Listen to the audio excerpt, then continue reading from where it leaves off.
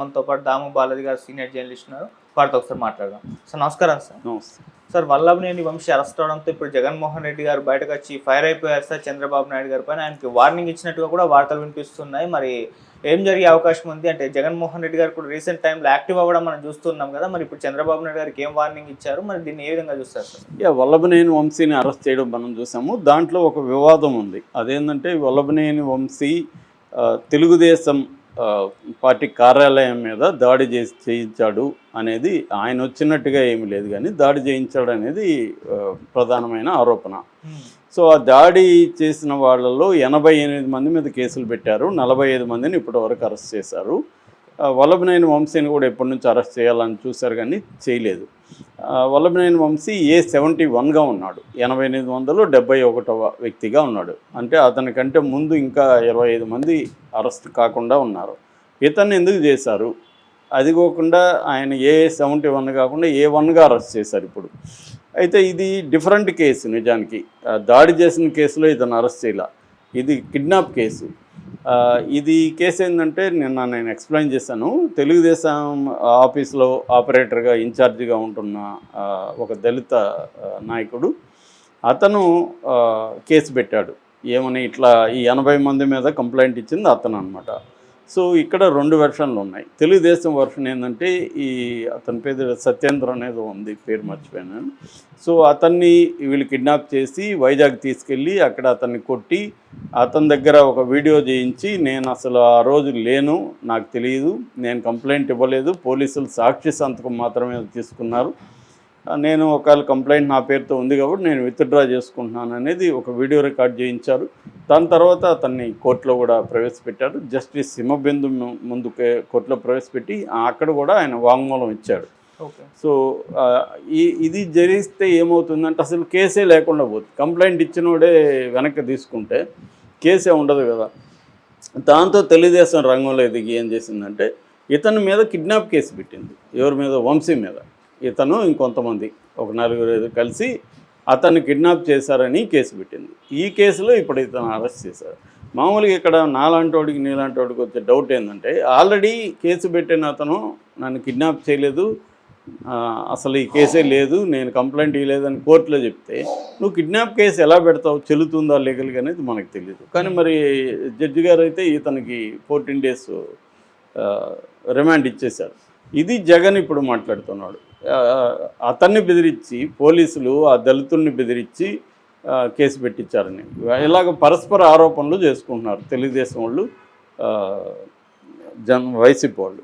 So ఈ కాంటెక్స్ట్లో ఈ అబ్బాయిది ఇప్పుడు నెక్స్ట్ మంగళవారం విచారణ ఉంది. అప్పుడు తేలిపోతుంది ఇది. అసలు ఒకసారి ఇతను వెళ్ళి నేను కంప్లైంట్ ఇవ్వలేదు, సాక్షి సంతకం తీసుకున్నారు, అసలు నేను ఆ రోజు లేదు అని కోర్టులోనే చెప్పిన తర్వాత మళ్ళీ దాన్ని కేసు పెట్టి ఆ కేసు నిలుస్తుందా, కిడ్నాప్ కేసు నిలుస్తుందా అనేది తెలియదు. మనకేందంటే విచిత్రంగా ఉంటాయి కోర్టులలో కేసులు. ఒక కేసులో ఒక రకంగా బిహేవ్ చేస్తుంటారు జడ్జెస్, ఇంకొక కేసులో ఇంకో సిమిలర్ కేసుల్లోనే వేరే దీంట్లో ఇంకొక రకంగా ఉంటాయి. సో ఇట్లా మొత్తానికైతే ఇతన్ని జైలుకైతే పెట్టారు. ఇప్పుడు అతను బెయిల్ పిటిషన్ కూడా వేస్తున్నాడు. అసలు ఈ కేసే నిలవస్తుందా లేదా అన్న చర్చ నడుస్తుంది. దీన్ని ఇప్పుడు జగన్ ఏం చేస్తాడంటే ఇది పొలిటికల్గా మోటివేటెడ్, అసలు అతనే కేసు లేదని కోర్టు చెప్తే కోర్టును కూడా అపహాస్యం చేస్తూ మళ్ళీ అరెస్ట్ చేశారు. అంటే ఇక్కడ ఏంటంటే చంద్రబాబు మీద విపరీతమైన ఒత్తిడి ఉంది. వంశీని, రోజాని, కొడాలి నానిని, తర్వాత ఇంకొక నాని, పేర్ని నాని, ఇలాంటి వాళ్ళని అరెస్ట్ చేయట్లేదు అన్న ఇది ఉంది. దాంతో ఇప్పుడు ఆయన నిరూపించుకోవాలి అరెస్ట్ చేసిన. ఆయనకి తెలిసి కేసు నిలవదని. కానీ ఒక 2 రోజులన్నా వాడిని జైల్లో పెడితే కొంచెం ఇదిగా ఉంటుంది మన కేడర్కి అనేది చంద్రబాబు ముందు ఉంది. అంతే. ఇప్పుడు ఏమైపోయిందంటే మన పార్టీలో తెలుగుదేశం కూటమిలో ప్రజలకి మనం ఎందుకు అది చేయట్లేదు, లేకపోతే మన వాళ్ళు అక్రమాలు చేస్తున్నారు, దాన్ని అరికట్టండి, ఈ డిమాండ్ రావట్లే. డే 1 నుంచి కూడా తెలుగుదేశం మీడియా కానీ తెలుగుదేశం కేడర్ కానీ నానిని ఎందుకు అరెస్ట్ చేయలేదు, వంశీని ఎందుకు అరెస్ట్ చేయలేదు, వాడిని ఎందుకు కొట్టలేదు, వీడిని ఎందుకు ప్రతీకారం తీర్చుకోలేదు అనేది. ఎందుకు దీనికి కారణం ఏంటంటే వీళ్ళంతా అదే మాట్లాడారు కాబట్టి. రెడ్ బుక్ అని మాట్లాడాడు, నేను ఒక్కొక్కటి తోలు తీస్తా అని మాట్లాడి కడ్డాయిల మీద పరిగెత్తా, ఇవే కదా వీళ్ళు ఎన్నికల్లో మాట్లాడింది.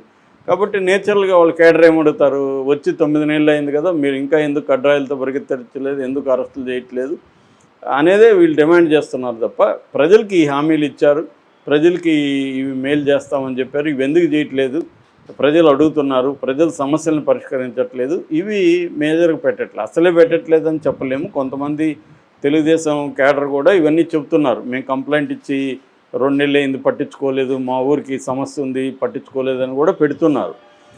కానీ ఓవరాల్గా ముఖ్యంగా మీడియా అయితే ఎందుకు చేయట్లేదని ఎడిటోరియల్సే రాస్తున్నారు. మన రాధాకృష్ణ కొత్త పలుకులో ఎప్పుడో ఒకసారి ఇదే రాస్తుంటాడు, ఎందుకు వాళ్ళ మీద చేయట్లేదని. సో ఇది చంద్రబాబు మీద ప్రెజర్ ఉంది. సో ఈ ప్రెజర్ కోసం చంద్రబాబు ఏం చేయాలి, అప్పుడప్పుడు అవి చేస్తున్నట్టున్న డ్రామా ఆడాలి. సో అందుకని నిజానికి వంశీ మీద నిజంగా అరెస్ట్ చేసి చేయాలంటే కేసుని స్ట్రాంగ్గా పెట్టి బిల్డప్ చేసి చేయొచ్చు. ఏమీ లేని కేసులు అరెస్ట్ చేయడం అంటేనే క్లియర్గా ఆయన వంశీకి భయపడుతున్నాడా మరి ఎందుకు అనేది తెలీదు. ఆయనకు తెలుసు క్లియర్గా ఈ కేసు నిలవని కేసులో ఎందుకు వంశీని అరెస్ట్ చేశారనేది ఇక్కడ చర్చ. అయితే జగన్ కాంటెక్స్ట్ ఏంటంటే, జగన్కి చంద్రబాబు మధ్య ఒక ప్రధానమైన తేడా ఏంటంటే, చంద్రబాబుకి ఉండే సపోర్ట్ సిస్టమ్స్ జగన్కి లేవు. చంద్రబాబు ఏంటంటే ఒక 45 ఏళ్ళ పీరియడ్లో ఆయనకి లాంగ్ విజన్ ఉంది. తాను ఇంకొక 20 ఏళ్ళ తర్వాత కూడా గట్టిగా ఉండాలంటే మనకి సపోర్ట్ సిస్టమ్స్ ఉండాలని ఆయన అర్లీ డేస్ నుంచే కూడా ఆయన బాగా అర్థం చేసుకున్నాడు వ్యవస్థని. సో మన అధికారంలో ఉన్నా లేకపోయినా వ్యవస్థల్లో మన మనుషులు ఉంటే వాళ్ళు మనకి నమ్మకంగా పనిచేస్తారని ఆయన ఫర్ ఎగ్జాంపుల్ లీగల్ సిస్టంలోకి తనే కొంతమంది, అది కూడా కమ్మ సెక్షన్లో ఉండే మంచి క్లవర్ పేద కమ్మోళ్ళని సెలెక్ట్ చేసుకొని వాళ్ళని ఫైనాన్స్ చేసి వాళ్ళ లాయర్లు జడ్జిలుగా వెళ్ళేట్టుగా చూసుకున్నాడు. సో తన మనుషులు ఆ రంగంలో పనిచేస్తుంటారు, కింది కోర్టు నుంచి పై కోర్టు వరకు తన మనుషులు ఉంటారు. అట్లాగే ఏజెన్సీలు సిబిఐ కావచ్చు, ఈడీ కావచ్చు, అన్ని ఏజెన్సీ తన మనుషులన్నా పెడతాడు, లేకపోతే అక్కడ ఉన్న వాళ్ళన్నా కొనేస్తాడు. సో దానివల్ల ఏమవుతుంది, ఆ మనుషులంతా తనకు అనుకూలంగా పనిచేస్తారు. అది అంటే సిస్టమ్స్లో తన మనుషుల్ని పెట్టడం.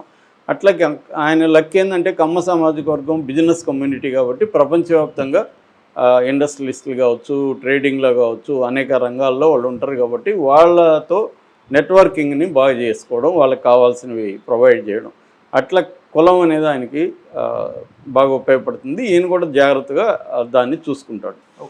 మూడవది మీడియాని కూడా ఆయన ముందు నుంచి ఈనాడు లేకపోతే ఆయన సీఎం అయ్యిండేవాడు, రామారావు దిగిపోయిండేవాడే కాదు. అప్పట్లో రామారావుకి యాంటీగా చంద్రబాబుకు అనుకూలంగా ఈనాడు పెద్ద పాత్ర పోయింది. దాని తర్వాత జ్యోతి అమ్మేస్తున్నప్పుడు జ్యోతి కూడా ఈయన సామాజిక వర్గం వాళ్ళదే. దాని తర్వాత ఈయన రాధాకృష్ణ పెట్టి జ్యోతికి ఫైనాన్స్ ఇచ్చి నడిపిస్తున్నాడు.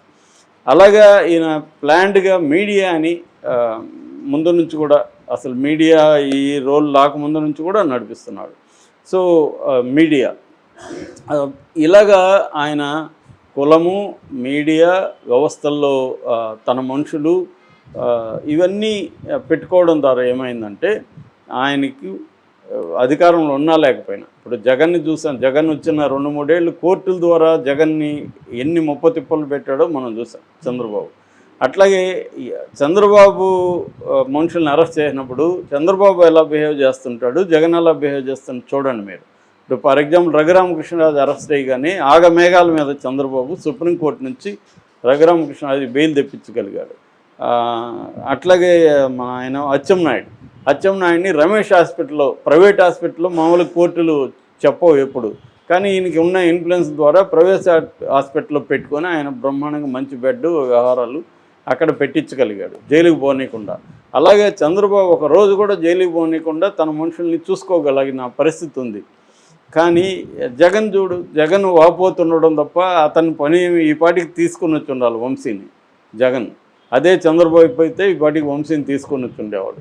అంటే వ్యవస్థలని మేనేజ్ చేసి వ్యవస్థల్ని తనకు అనుకూలంగా నడిపే విధంగా చేయడంలో చంద్రబాబుని మించిన వాళ్ళు దేశంలోనే ఇంకెవరు లేరు. ఇక్కడ కేసీఆర్ పరిస్థితి కూడా అదే. కేసీఆర్కి వ్యవస్థలు కానీ, కులం సపోర్ట్ కానీ, మీడియా కానీ ఇవేవి కేసీఆర్ కూడా ఫెయిల్. కనీసం రాజశేఖర రెడ్డి కొంత గ్రహించాడు, కానీ అది ఆయన కూడా గట్టిగా కొంతవరకు సాక్షి పెట్టడం ఇవన్నీ రాజశేఖర రెడ్డి సక్సెస్ అయ్యాడు ఆ విషయంలో. కానీ జగన్ ఆ సాక్షిని కూడా దరిద్రంగా నడుపుతున్నాడు. సాక్షి కూడా అతనికి ఏం పెద్ద లేదు, మిగతా మీడియాని ఇన్ఫ్లుయెన్స్ చేయడం లేదు. తన కులాన్ని తనే పక్కన పెట్టే కులం వాళ్ళే జగన్ పేరు చెప్తే వాళ్ళు ఇంతెత్తు లేస్తున్నారు. ఇక వ్యవస్థల్లో తన మనుషులు వెరీ వెరీ రేర్. సో ఇది జగన్ బలహీనత. అందుకని ఎప్పుడైనా మనం బలహీనత ఎప్పుడు బయటపడతా అంటే అధికారం ఉన్నప్పుడు నీకు బలం ఉన్నట్టే కనబడుతుంది. అధికారం లేనప్పుడే నీ నిజమైన బలం ఏందో తెలుస్తుంది. నిజంగా నీ చుట్టూ ఎవరున్నారు, నీ వ్యవస్థల్లో నీ బలం ఏముందనేది తెలుస్తుంది. ఇక్కడ జగన్ వీక్గా ఉండి చంద్రబాబుని తిట్టడం వల్ల లాభం ఏముంటాయి? జగన్ కూడా అదే పని చేశాడు గతంలో. చంద్రబాబు మనుషులను అరెస్టులు చేయించాడు. కానీ చంద్రబాబుకు ఉండే బలం వల్ల వాళ్ళని మేనేజ్ చేసుకోగలిగాడు. జగన్ అధికారంలో ఉండి కూడా చంద్రబాబుతో ఫైట్ చేయడానికే జగన్కి 2 ఏళ్ళు సరిపోయింది. ఈ లోపల కరోనా వచ్చింది. అది జగన్ పరిస్థితి. కాబట్టి జగన్కి కూడా అర్థమైంది. కానీ అర్థమైతే